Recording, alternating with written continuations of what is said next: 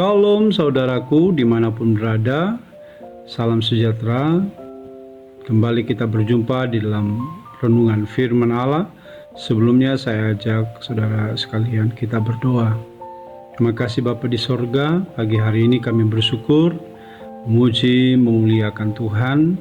Keberadaan kami sampai hari ini semua karena anugerah Tuhan. Kami menyerahkan seluruh hidup kami ke dalam tangan kasih karunia-Mu sepanjang hari ini, dan kami mau mendengarkan firman Allah. Sebab itu berfirmanlah bagi kami semua melalui hamba-Mu, urapi kami semua, urapi hamba-Mu. Di dalam nama Tuhan Yesus, haleluya, amin. Saudaraku yang dikasihi Tuhan, pagi hari ini firman Allah terambil dalam Nehemia pasal 8 ayat 8. Demikian firman Tuhan, bagian-bagian daripada kitab itu, yakni Taurat Allah, dibacakan dengan jelas, dengan diberi keterangan-keterangan, sehingga pembacaan dimengerti. Puji Tuhan, saudara yang dikasihi Tuhan, kita diajarkan untuk membaca Alkitab setiap hari. Pada hari yang baik, kita dapat menghabiskan berjam-jam membacanya.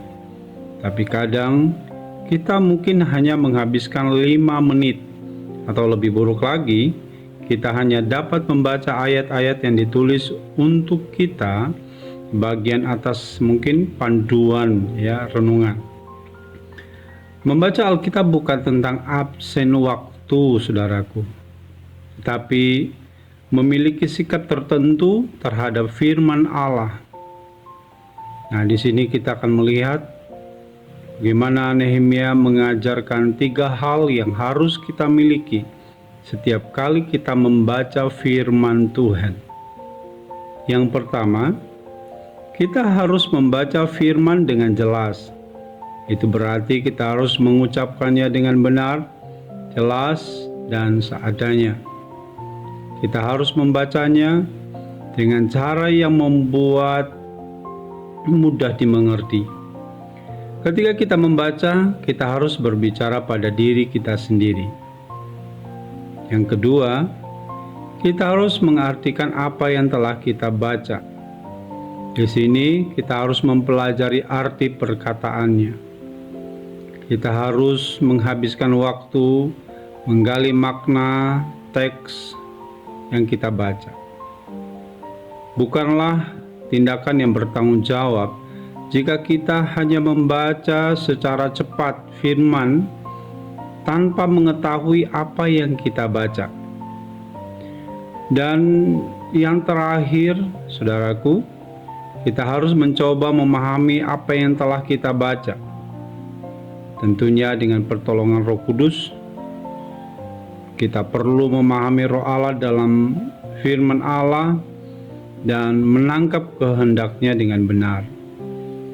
Kemudian kita harus belajar untuk menerapkan firman-Nya dalam hidup kita atau menjadi pelaku-pelaku firman Tuhan. Saudaraku yang dikasihi Tuhan, ini adalah sikap yang benar yang harus kita miliki setiap kali membaca firman Tuhan.